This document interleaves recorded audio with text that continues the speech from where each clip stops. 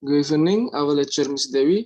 Good evening, my friend. We are from Grade 7 and give us some time to introduce ourselves first.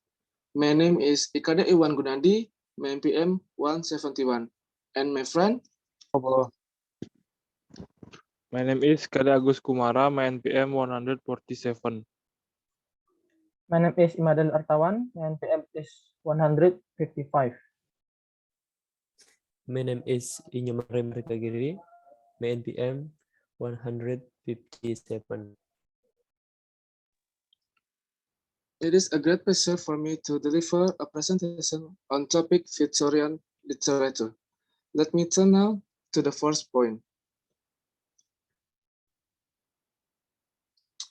The Victorian Age. The Victorian era of British history was the period of Queen Victoria reigns from 1837 until her death in 1901.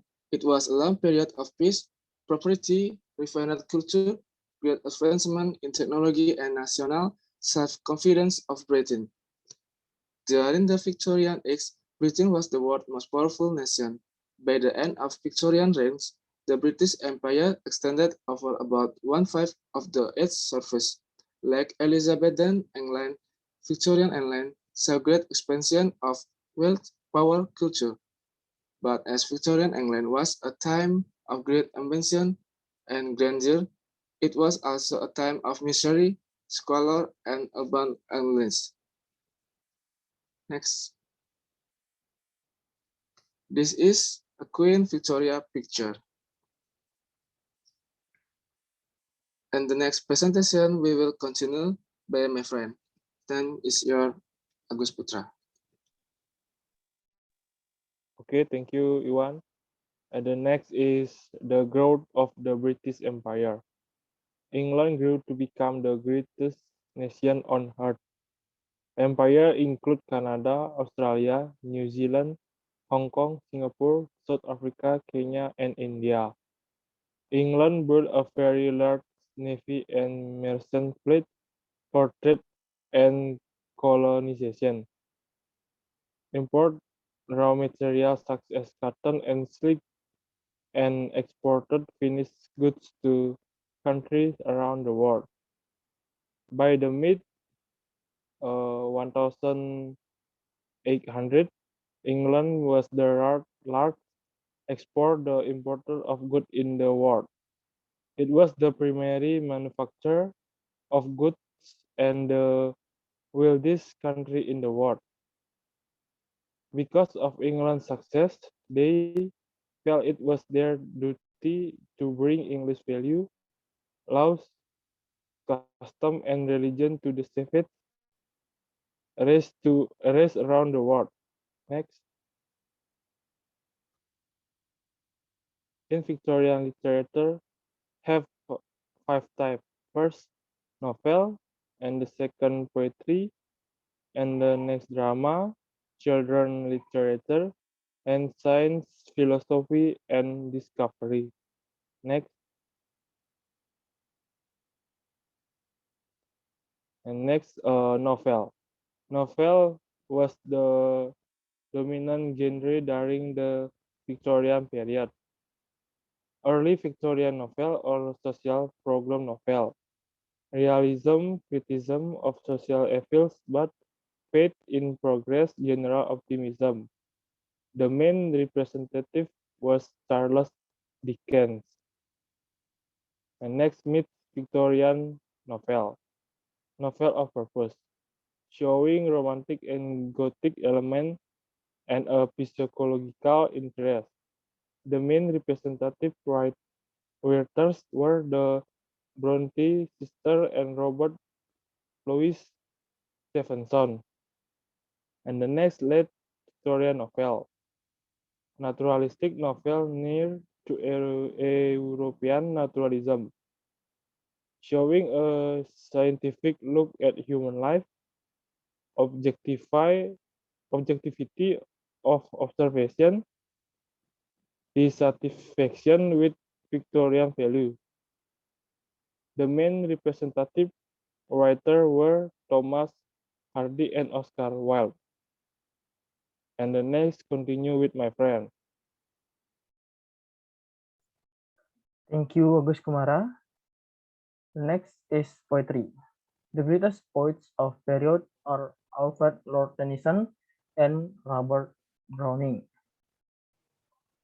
Other important poets are Matthew Arnold, Gerard Manley Hopkins, Christina Rossetti, Elizabeth Barrett Browning, and Thomas Hardy is considered the best poet of the late Victorians. And here of the picture of Alfred Lord Tennyson in the left side and Robert Browning in the right side.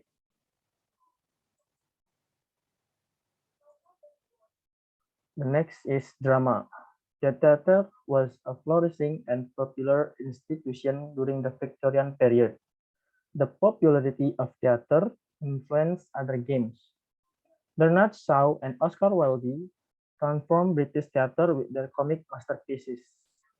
And here is the picture of Bernard Shaw and Oscar Wilde.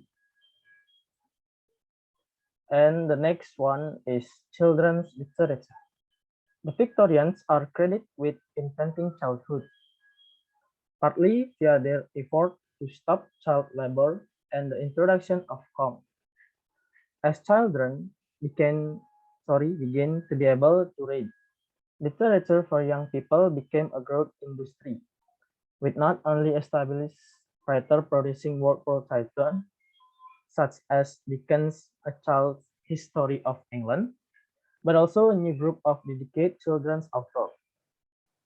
Writers like Lewis Carroll, the writer of Alice's Adventures in Wonderland, Anna Sewell, the writer of Black Beauty, and R.M. Ballantyne, the writer of The Coral Island, wrote mainly for children.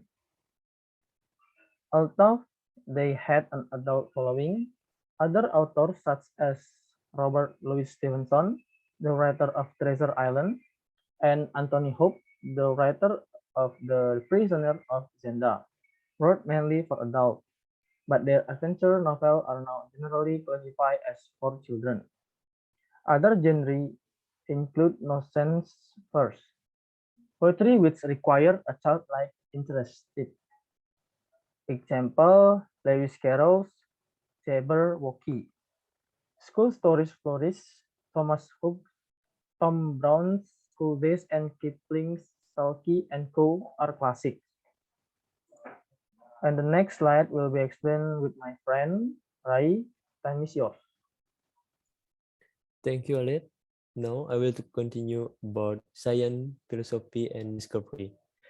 The Victorian era was an important time for the development of science, and the Victorian had a mission to describe and classify the entire natural world.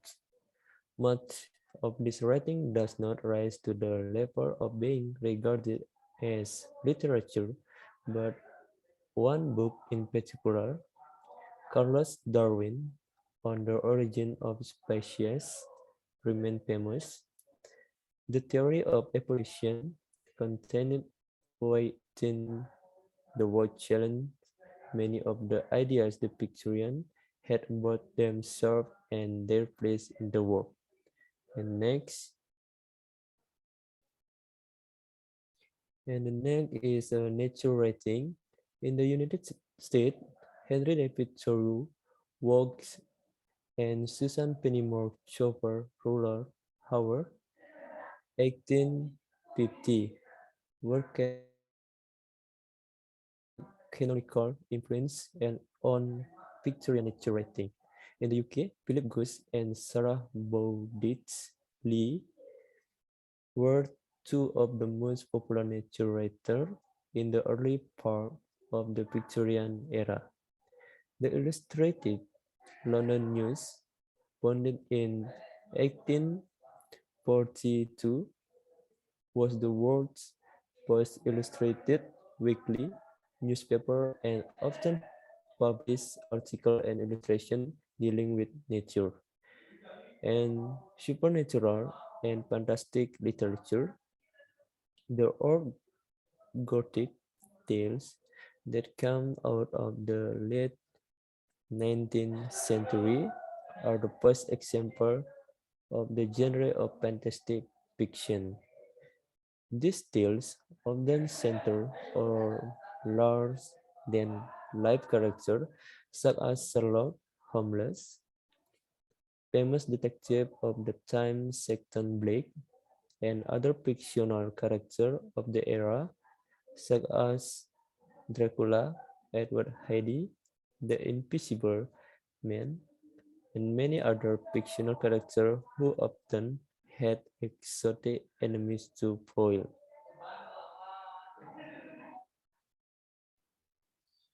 Okay, that's all about our presentation. Thank you for your attention and so sorry for our mistake. Stay healthy. Thank you.